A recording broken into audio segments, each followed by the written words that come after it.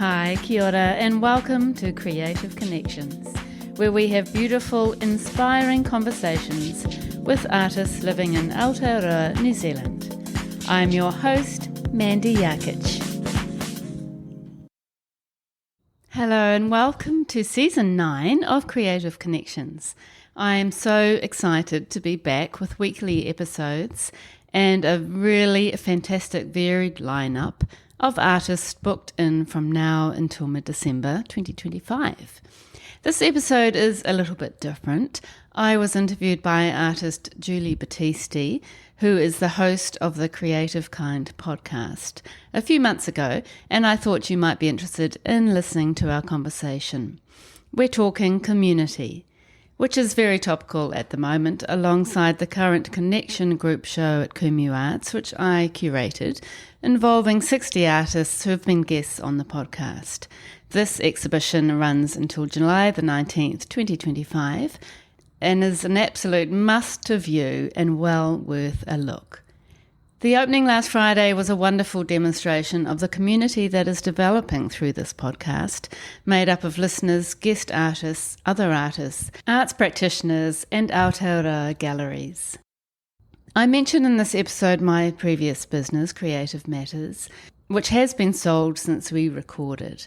Creative Connections is my new business encompassing creative work in communities, schools, and on the podcast, all with a visual arts, collaboration, and community focus.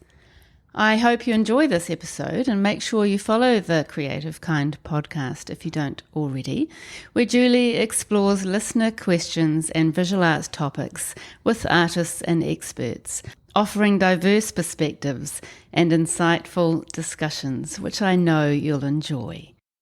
Welcome to The Creative Kind. Today I'm joined by Mandy Jakich, an artist, educator and podcaster based in Muriwai Beach, northwest of Auckland. As an artist, Mandy's work is driven by storytelling, her surroundings, and a love of experimentation. Mandy is a multimedia artist whose artworks include paintings, jewellery, textiles, plus many other media that explore organic forms, layered textures, and the emotional connection that we have with nature. Through her work in education and community building, she's created spaces where creativity is encouraged, shared, and supported. In this episode, we're talking about the importance of community in an artist's life, how connection with others can inspire, sustain, and shape a creative practice. So thank you for joining us today, Mandy.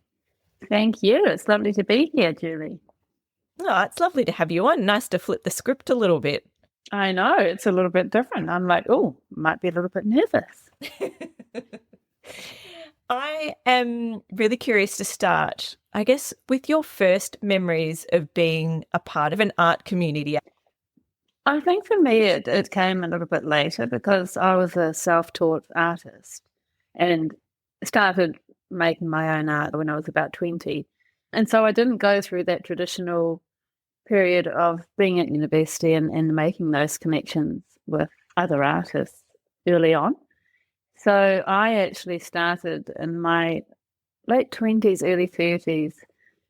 I kind of just thought, well, I've just got to get out there and find some sort of community that I can create through my art. So I needed a community initially to share my art with, basically. And so that's when I did quite a few, I think 3 or 4 solo exhibitions, private exhibitions at a friend's beautiful house in Mission Bay. And that was a way for me to start kind of building my audience and building the people around me. And then I ended up having a couple of exhibitions in my new home that we built out at Muriwai, which is not the house that we're in now. And we built that house, with that in mind, that I'd be able to show my work and have the actual exhibition myself so that I could engage with my audience. And I think looking back, that was the first time that was the first community really that I had that was connected to my art practice. But it wasn't a community of artists as such. It was more a community of people who were interested in my art. But for me, that was kind of the first step in finding my people. It's so interesting to think that point when you were beginning Did you feel quite disconnected when you didn't have a community of peers? I don't think I really had anything to compare it to. I don't think I was feeling like I desperately needed that community because I didn't really know what it was like to have it, if you know what I mean.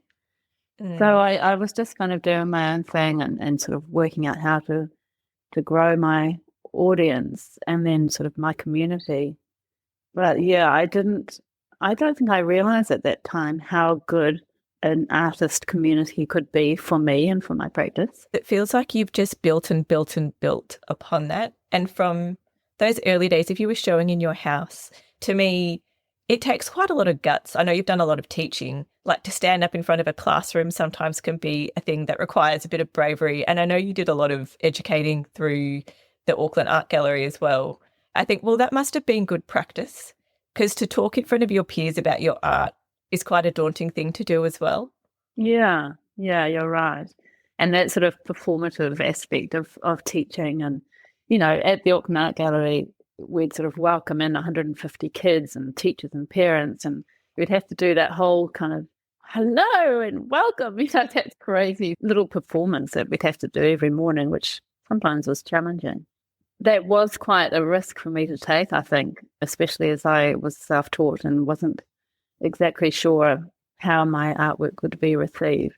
I think it was quite brave. But it was a really great way for me just to start building that feeling of community. And then Auckland Art Gallery, I'd say, would be the next community that I really felt a part of. And that was quite a different community in lots of ways, because I was coming in as an educator and a person who had taught for more than 20 years. And so I was used to having, you know, being part of that education community, I suppose, and then coming into the gallery with curators and administrators and all sorts of different people with different skills from different backgrounds. It was almost like the education part of the gallery was not as important in some ways. It was seen as something that they had to have, but it wasn't seen as the main thing, which was kind of different for me initially. And then just being part of a community of people who are all into art was mind-blowing. And I absolutely loved it. That to me, it was like, okay, this is feeling really fantastic for me. It's not a school community. It's something different. And everyone was so passionate about what I was passionate about. So that was a lovely community to be a part of. And then I was learning so much from the people within that gallery. Also, we had this amazing education team, and that became almost a sub-community of the bigger community of the gallery, which I loved. And because I taught for so long, I could give some of my experience and knowledge to some of those other educators. And now we've all left the gallery and gone on to do other things in the community. We're all doing amazing art, education-related community things. And a lot of that stems from what we learned and what we had at the gallery.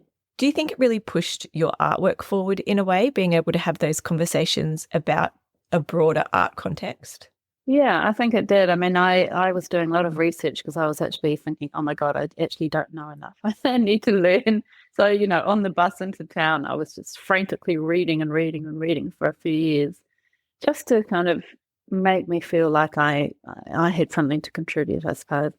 I think the environment for me was the biggest thing, just being in that stimulating environment, which I found so inspiring, that got me thinking. Have you ever been surprised by a way that a community has supported you or your work? And that doesn't need to be exclusive to the community that you fostered at the Auckland Art Gallery or through teaching, like any of the communities that you've been a part of. Yeah, I mean, I think the podcast community is very, very special to me, the community that I've created.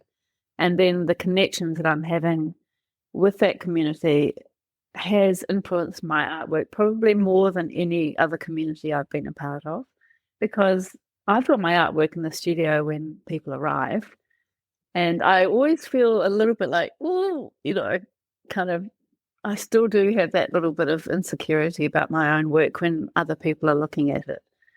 And I'm interested to know what they might think of my work. Sometimes they make no reference to it, which sometimes also makes me think, oh no, they hated my work. which is ridiculous. But then I've had feedback from people, from guests like Roy Mason, the jeweler. He picked up my rings and had a good look at them, like really inspected them, which was amazing. And he had a few pointers, which was just, incredible to have that from someone like him. And he said that he thought the rings that didn't have as much going on were better. And he said it's great to think of one idea and then just use that. Don't have lots of different ideas and different things happening within one piece, which is quite interesting. And then he, gave me some positive feedback, which is very helpful.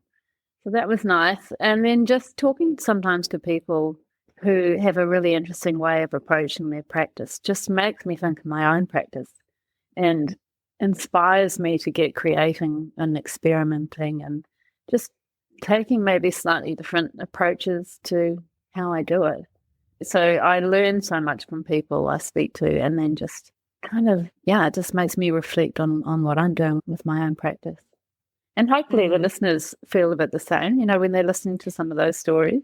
Absolutely. And I think you are incredibly supportive of your, I was going to say podcastees, of your interviewees as well, because I've seen you go to so many exhibition openings and strike up conversations, and people do get a lot from it. Like I remember last week, maybe the week before, can't remember now, listening to Sarah Langdon's episode and how she's built a community through pretty much like a little WhatsApp group. And then me and a few of my friends have started doing the same, because it is such an easy way of just a quick chat once a fortnight. How's everyone going? Any problems? And it was such a great idea that I hadn't thought of before. And so you learn so much through listening to others. And it's a lot of work, but I think when you have those conversations, it's so worthwhile. And, speaking of Sarah, her talking about that little artistic community that she's part of just made me want to connect to those people and then go and see what they do as a community. And I'm actually going to get a couple of them on the podcast, which would be good. So it's making connections through community, building your own community, and then making other connections through that is so great. Yeah. And then also with the podcast community, I'm actually doing a group show of over 70 artists from the podcast, 70 guests, at Kumeu Arts in June. And that's on for about 3 weeks. And I just love the idea of bringing that community together so that my audience could come and see the work that they've listened to the story of. They could also come maybe to opening and meet some of the actual artists who they've listened to on the podcast. And then I love the idea of building that community of all the artists who've been on the podcast can meet each other. And then for me to be able to meet my audience as well, bringing that community together just sounds like such a sort of dream come true, really, for me. And we're calling it Connection. So it's about having a QR code on each of the artworks from each of the artists so that people can go back and listen to the episode. And so connecting the work, the people, and the podcast. I think it's going to be great. Oh, that's such a lovely idea. This is a bit of a left field one, but have you ever felt like you didn't fit into a community? Because I think sometimes you become part of something where it's a natural fit and it happens really organically, but sometimes you can enter into a space where you just sort of think, oh, this isn't for me. I don't know if I have really so much in actual artistic communities, really, although I have had that feeling with committees. There's something about committees that scare me sometimes, depending on the committee. I have been to committee meetings with a view to thinking I'll become part of that committee, and then, which is, I guess, a form of community, but then just thinking, oh, no, I don't think it's my thing. I get quite afraid of what happens in committee meetings. I find that I'm just such a person who just gets on with things, and I'm quite efficient, and I just can't bear it when there's just a lot of conversation that's going round and round in circles and just wasting my time.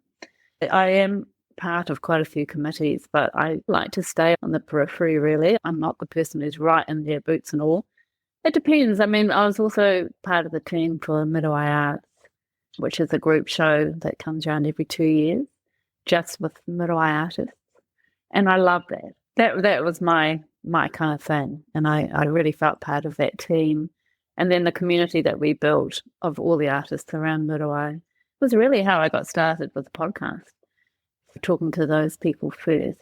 Yeah, so I think it's really about finding the communities or the groups that you feel you can contribute to and something that you're really passionate about instead of doing things for the sake of doing it and it's not really feeling like your vibe. Yeah, I absolutely agree. I think when you found something that you're super passionate about, it's not that it's effortless. I think all of those things take time and effort, but it comes from a much more natural place. Like you're not forcing or having to make such a huge effort to do something. Whereas if you're really engaged and interested in it, it can be so much fun. And I think that's the thing. It's harder to find the fun or the enjoyment in it if it's really disconnected from where your values are. Yeah. Yeah, it's really important to get that right fit, I think. And it's okay to kind of try it, dip your toes in and think, actually, this isn't me. And I think as I've got older, I've got better at that, just being really true to myself and learning to say no sometimes that, no, I don't want to be part of it.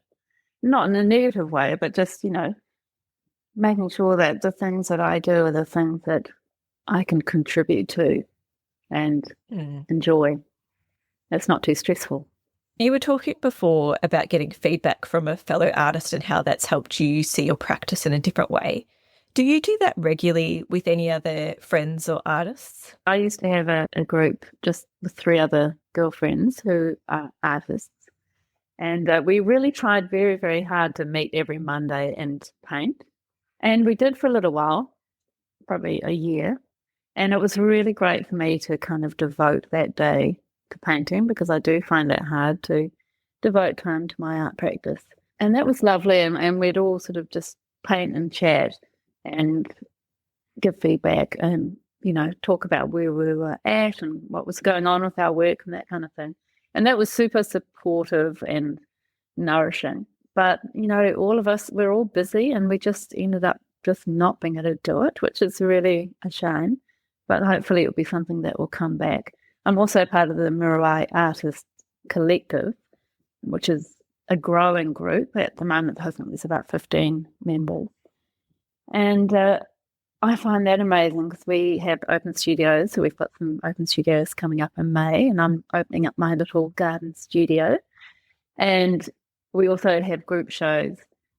And that is a fantastic way of me having a deadline, I think, is the biggest thing of things that I have to work towards, which is a great thing from getting me making. But then also having that sort of companionship with other artists and that support that they bring. And then same thing, we have chats and we meet, how are you going, what's going on.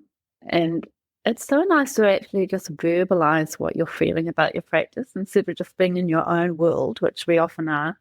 And to be able to say, I'm actually really struggling to decide, what I'm doing or to devote time. And then when other people have the same sort of problems, it's quite reassuring. It is. And I think sometimes you don't figure out what it is that you're up against until you articulate it. I know for me, I can be having a bad day, but I won't realize why until someone rings and says, what are you doing? And I'm like, working on this background and it's just not working. And then I think, okay, maybe I'll just step away from that for a minute. Yes, yeah. Sometimes stepping away is what you need. And sometimes I think the art world in general can be a little bit of the Wild West and nobody really knows the right way of approaching a career within that space. Have you and your friends or any of the communities helped each other, I guess, find opportunities that are coming up, or how you think about things like going to art fairs or prizes or exhibition opportunities? I think so. I mean, just knowing a lot of artists is a great way of keeping connected to the art world in some ways. And I often get a group together and we head off to openings. The more you surround yourself with artists, the more opportunities come about. And especially having something like the Artist Collective I'm part of, they there are two women, Joss and Liz, who just drive that collective, and they are amazing. And they just make stuff happen. They're like, okay, we're doing this. This is happening. There's that thing over there. We're going to go and do that.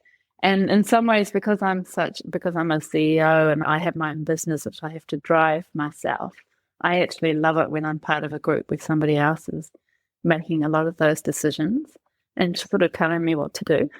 It sounds funny, but it's just really nice to have that where I don't have to do all the thinking and all the figuring out, and I'm just going to sort of go along with whatever somebody else has decided, which I love.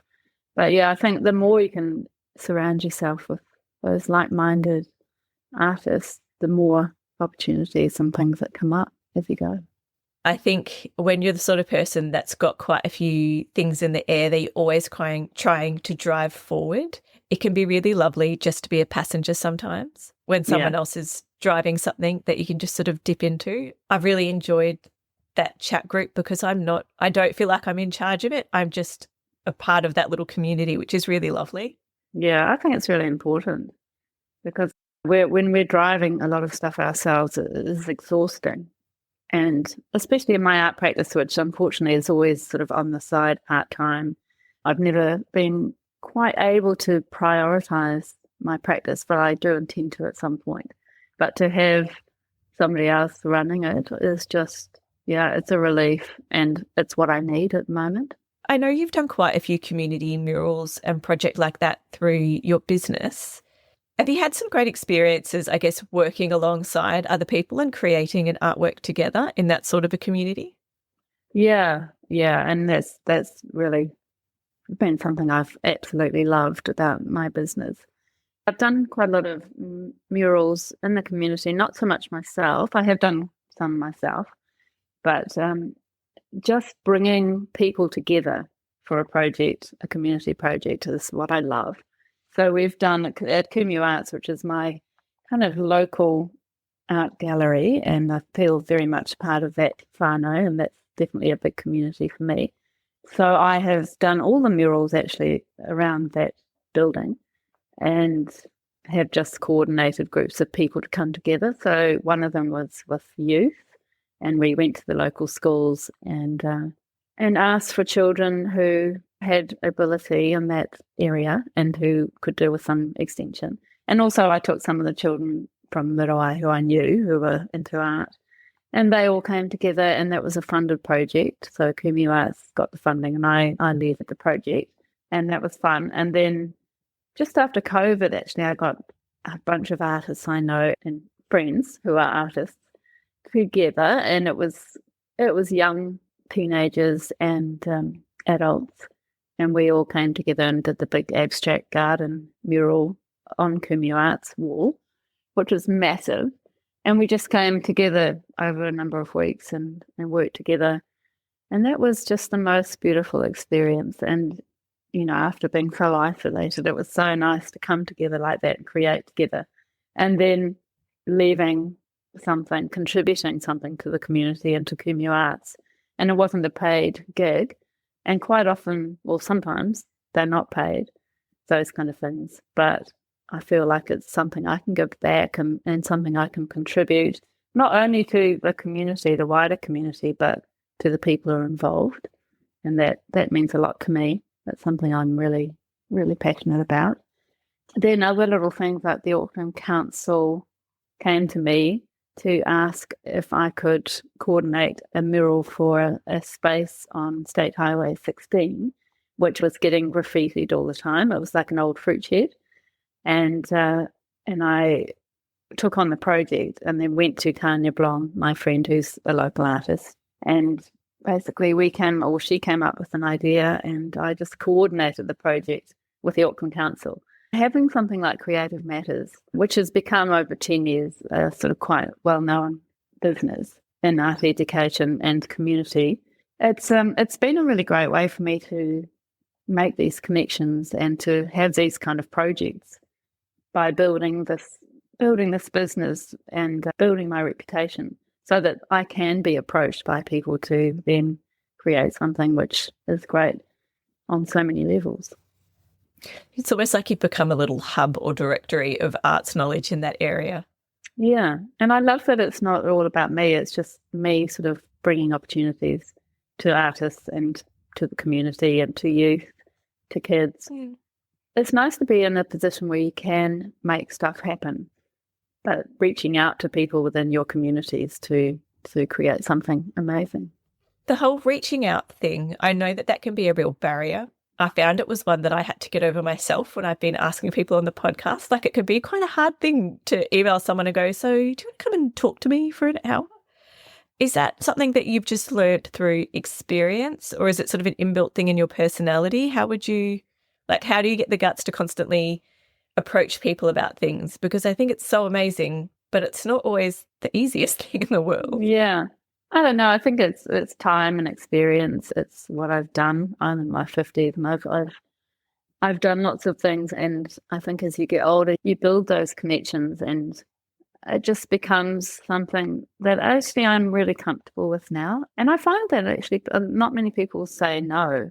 And especially with the podcast, the more you build something up, the more time you put into something, and the more sort of good quality it is, whatever you're doing, then people want to come on board. And I've never really had a problem with approaching people. I think because the work that I'm doing is seen as a valuable contribution to community, and so people want to be part of it, which is nice. It was funny because when I was thinking about talking to you about this and listening and reading more about your history, I wonder if there's just that long history that you've got of being up in front of people, where it's sort of you get used to it the more you do it. I know with teaching, that my first day of teaching, I was so terrified. But after a couple of years, you get used to just standing up and asking kids to do things, and you get used to being told no.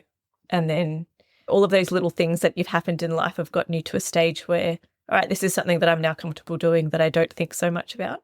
Yeah, totally. Yeah. And it's just experience. A lot of my friends, they actually give me a hard time about how much I like giving speeches, which is actually not true. They just give me a lot of shit about that for some reason. But it's just experience. And it's not something I find hard anymore. Although I did used to get quite nervous with the podcast. I don't really get nervous now. I'm probably more nervous today being the guest. But yeah, I just look forward to the conversations every time I have a chat with someone, so it's like a gift. Yeah, it is. They're pretty special. We were talking off air earlier about sometimes it can be really difficult to find time and space for your own practice, especially when you become a bit of a go-to person for people. Have you found that you've had to put boundaries in place at all just to protect some of your personal time? Yeah, that's definitely a big problem for me.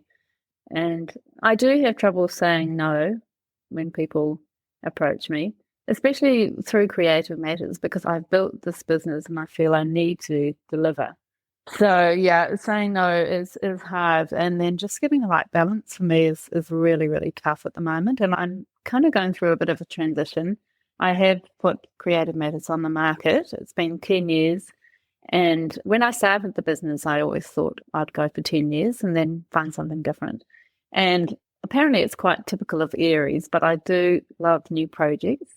And I just felt it's actually the longest. So I've hung in there in one sort of area. Normally I do maybe 4 years in the job and then push myself out of my comfort zone and try something different. And yeah, I just feel that the time's right now to let somebody else continue with that and grow it. I'm very hopeful that I'm going to allow myself a little bit more space, which I don't feel hopefully with more work, but I actually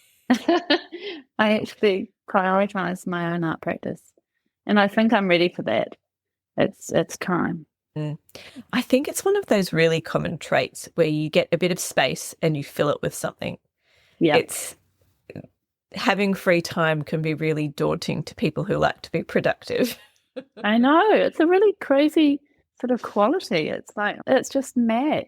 Like, what am I doing? I am at this point at the moment where I'm just feeling quite sort of, not exactly overwhelmed, but just like, oh my God, it's almost too hard to take the dog out for a walk at the moment. And so the balance is definitely wrong, but I'm working on that. Well, that'll be exciting to watch develop. It can be a really hard thing, I think, giving yourself that time, especially when what you're doing is so valuable. Yeah, I know. It will be interesting. And just get in touch with me, Julie, if it looks like I'm not doing it. I need help. I need somebody to keep me accountable.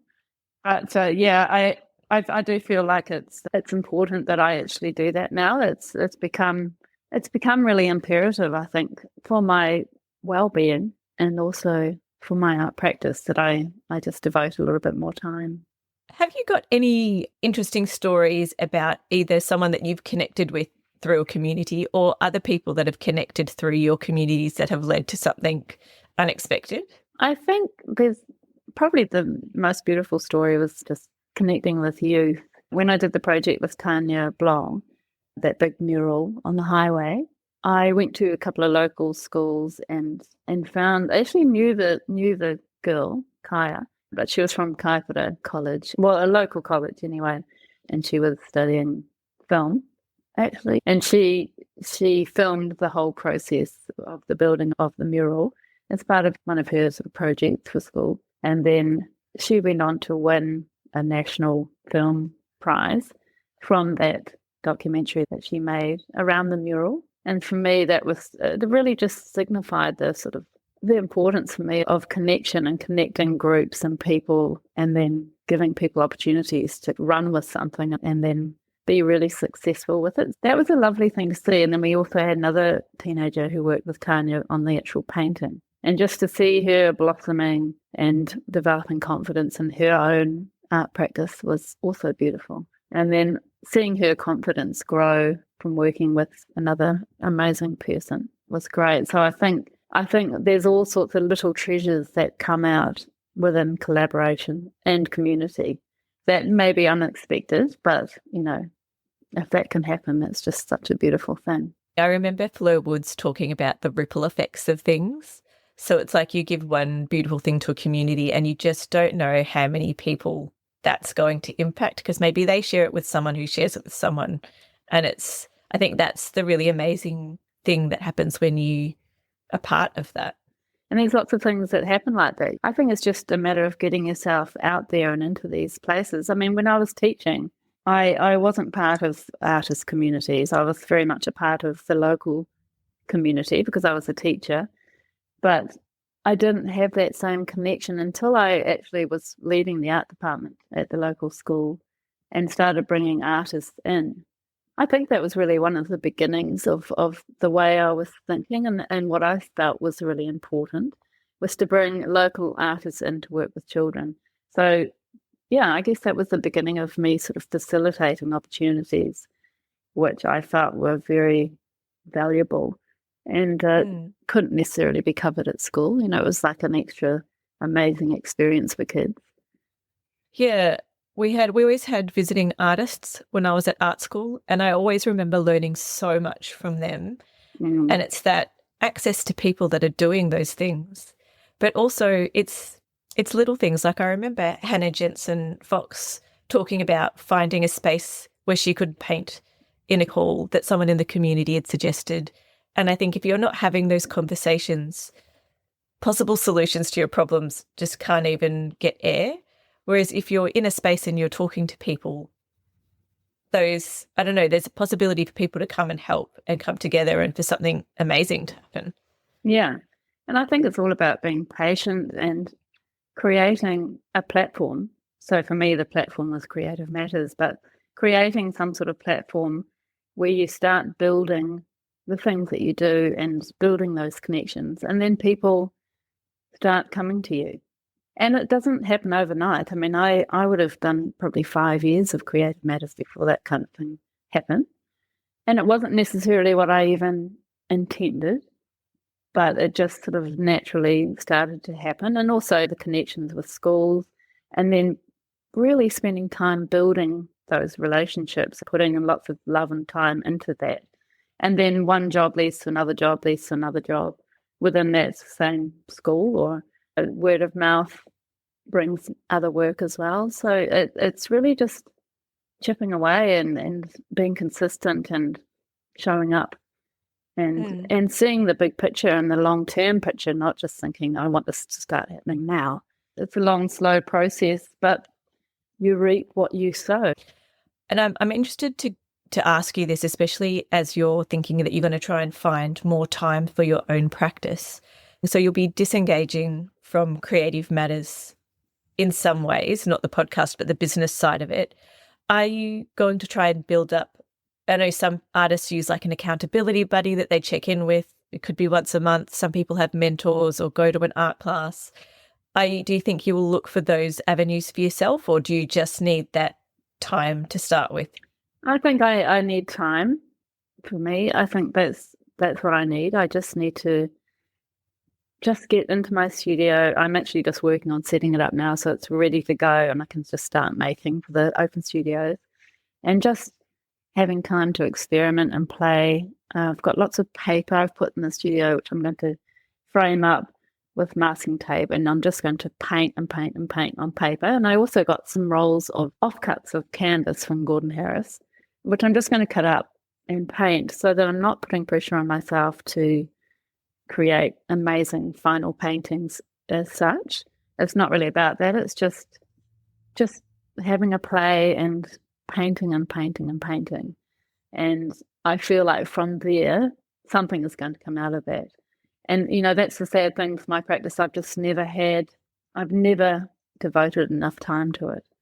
And so I do feel very excited about what is in store for me. And I think something like being part of that Muriwai Artists Collective is going to help me to actually deliver, because we have got deadlines and events coming up that I need to work towards. So that will be good for me. But it would be a good idea actually to have one artist friend maybe to help me be accountable to what I'm actually doing. And I'm planning on having an actual day every week, at least one day where I see it as part of my job. I get up early into the studio, work all day, and I'm looking forward to that. I think you can go through times in your practice where you just don't need external noise. And then I find I definitely have periods where I just need to talk to someone. It could be nothing constructive. Often I'm not looking for feedback. It's just talking to someone, as like having a colleague at a job. Yeah, is how and because I think that friendship gets you through some of those tougher moments where you're not figuring it out, or some days are just boring. Yeah, and that's okay. But I think having that deadline is a great way of, we actually have to get your shit together and make it happen.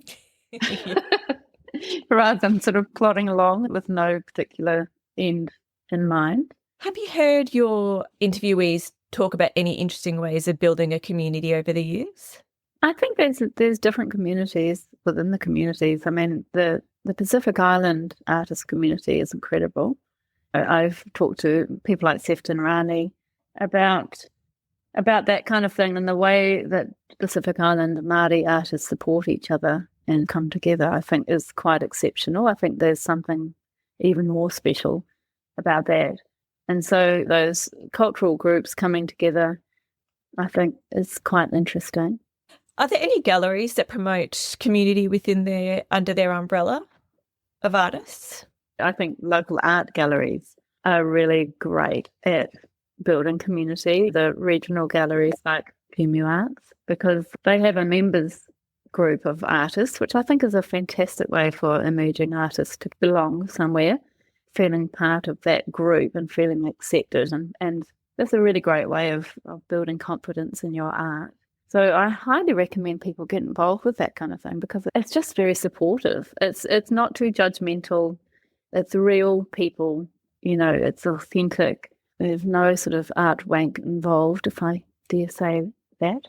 But, it's just people making and celebrating what they're doing. And I think it's a really lovely group to be part of. And then it's also lots of openings and things that you can go to support other artists, but also that is part of your connection building and community building.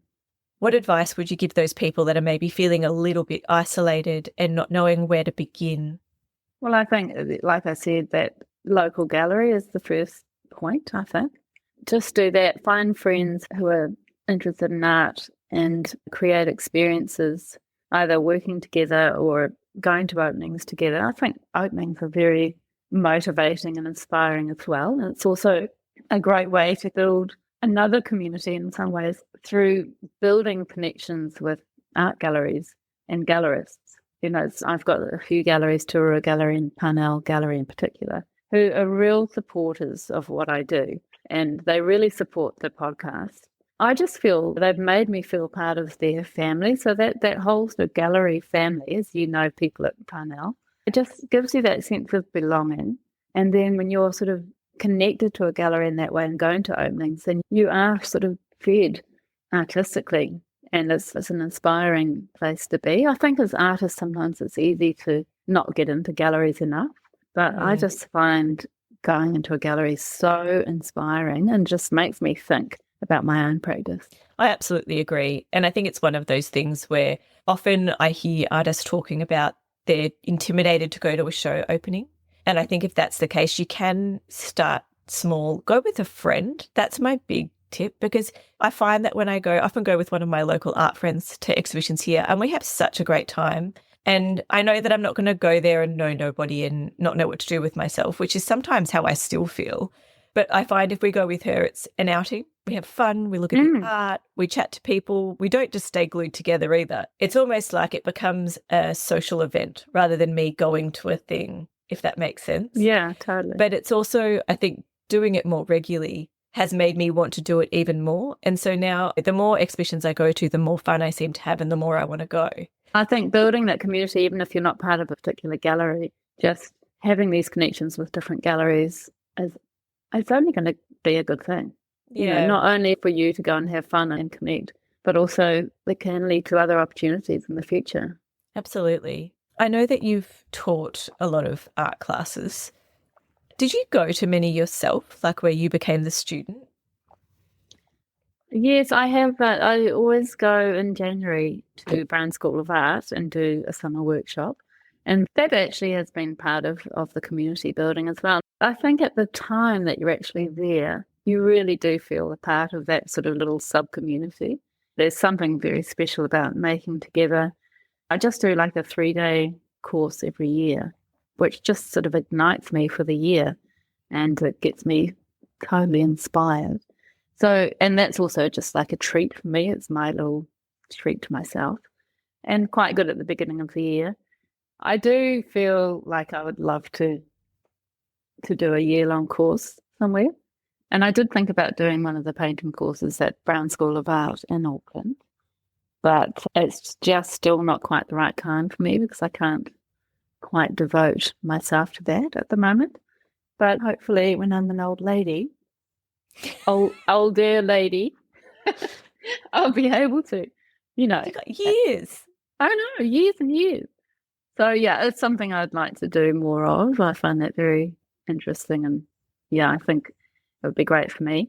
I'd also like to actually do some more sort of art history papers or something like that, just to continue my love of learning, especially about New Zealand art. And the podcast has definitely been helpful for that. Oh, well, thank you so much for joining me today, Mandy. It's been really great to chat to you and learn a little bit more about you and your communities. Thank you. It's been such a pleasure talking to you, Julie. It's been quite fun being on the other side of the podcast, if you know what I mean, a guest instead of the host. It's a weird one. It is a weird one. Yeah, it's quite different, but it's lovely and it's so nice to see you. It's been so nice talking. Thank you so much. Thank you. I'll chat to you soon. Bye. Thank you so much for joining me today. If you're looking for Mandy's podcast, which was previously called Creative Matters, you can find it under the Creative Connections podcast name now. I'll pop links to the website, the Spotify and podcast links in the show notes. And if you're looking for more details on the Creative Connections show at Kumeu Arts, I'll also pop those in the show notes. The dates are from the 23rd of June to July 19th. Make sure you go check that one out. Thanks again for joining me today, and I look forward to seeing you soon.